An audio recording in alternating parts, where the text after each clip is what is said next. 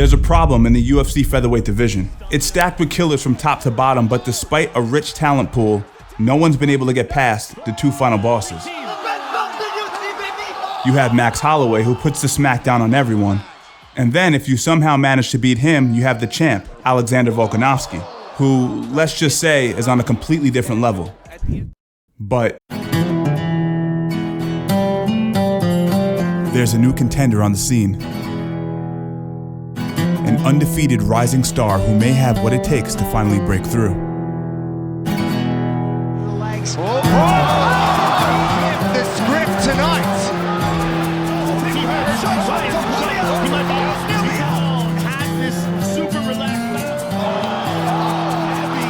This past weekend, Ilia Topuria put a beating on Josh Emmett. Beautiful technique. Strangles. This guy is a problem, only 26 years old and already looking like a world beater, tearing his way through the division with dominant finishes. Of course, becoming the champion in this division is a monumental task, but Topuria might just be the next guy. Let's take a look at his vicious run to the top of the UFC Featherweight division.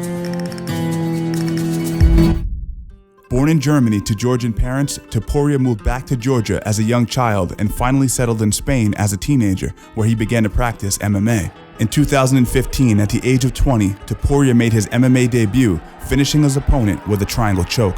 4 short years later, Ilia had racked up 7 consecutive submissions and an emphatic KO. Topuria was given a chance to make his UFC debut on short notice against Youssef Zalal. Here, Topuria demonstrated his precise boxing and sound grappling, outclassing his opponent to a decision and firmly planting himself on the UFC Featherweight roster.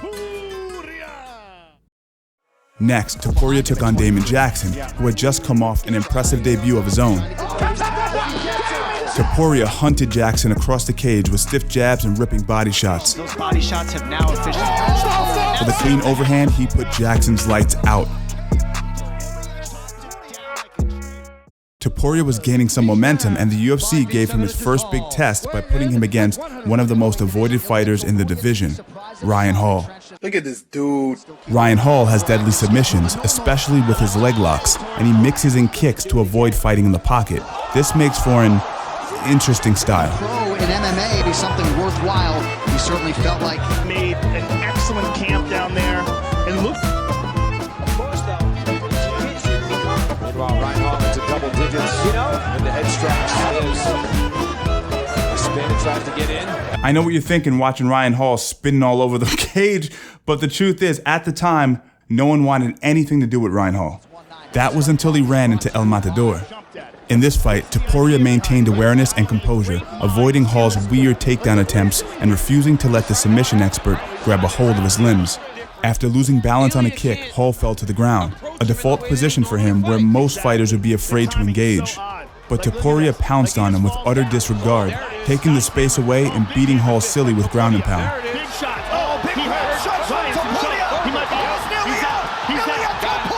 For many, it was satisfying to see the ever-elusive Hall finally get his comeuppance. Next, Topuria was scheduled to take on undefeated Movsar Evloev. Evloev pulled out of the bout and was replaced with Charles Jourdain, who also pulled out, leaving Ilia with no opponent. With a full training camp behind him and eager to fight, Topuria took on a last-minute matchup at lightweight against Herbert. This was a risky move, fighting in a heavier weight class on such short notice. There was a lot to lose for the undefeated Spaniard. Ilia came in headhunting, but was initially struggling with the length and size of Herbert. And he has the speed advantage. With absolutely zero telegraph, Herbert hits Topuria flush with a head kick that would have knocked out most lightweights. But Topuria acted on instinct, forcing a takedown and allowing himself to recover. Soon, he was back on the offense. It was clear that the taller man was not used to this kind of forward pressure. Ilia walked Herbert to the cage, continuing to throw crisp shots, and then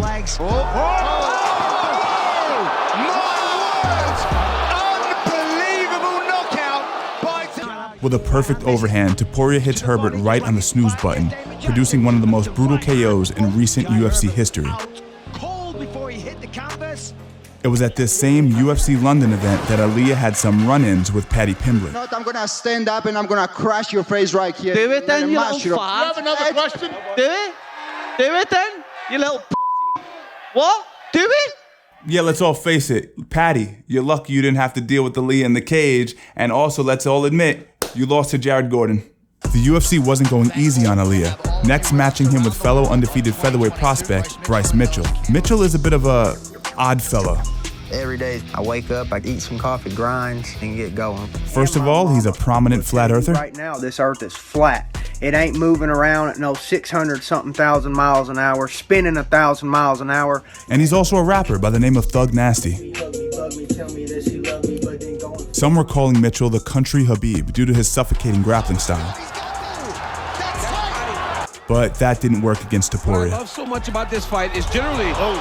He shut Mitchell down, stuffing his takedowns and rattling him with heavy shots.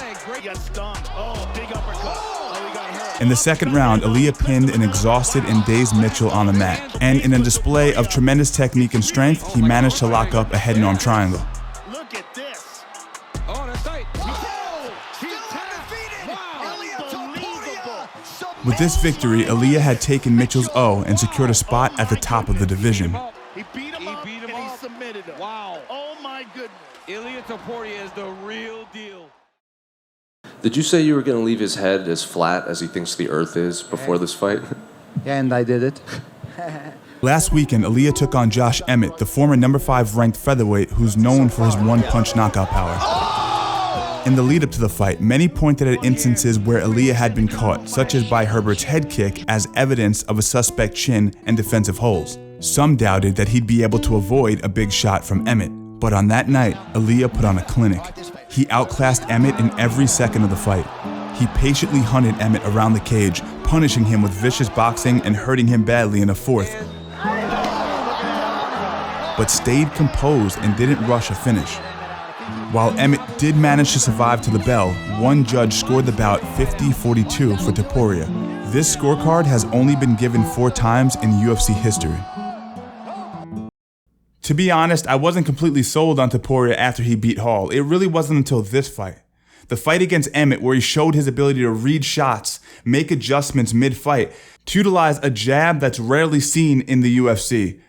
Pinpoint accuracy, pinpoint timing, all while staying out of range of the overhand. Not to mention, my favorite aspect of boxing, he was ripping to the body. You know how hard it is to rip to the body in an MMA fight? Never mind in a top 5 UFC fight in the featherweight division. Those gloves are small. Sure, it's easy to get around, but there's lots of openings as you're going to the body. It's a big risk, and you have to have immense placement and timing to pull it off at the highest level. How does Topuria do against someone like Holloway or Volkanovski? I think he does very good against Holloway. I think his boxing style could be enough to maybe edge out a decision, but Holloway's not going to get tired, and he's durable. Volkanovski offers a little bit more depth. Volkanovski can do it all. We saw how hard he was to keep down in his last fight against Islam. So do I think Topuria beats Volkanovski? Too early to tell.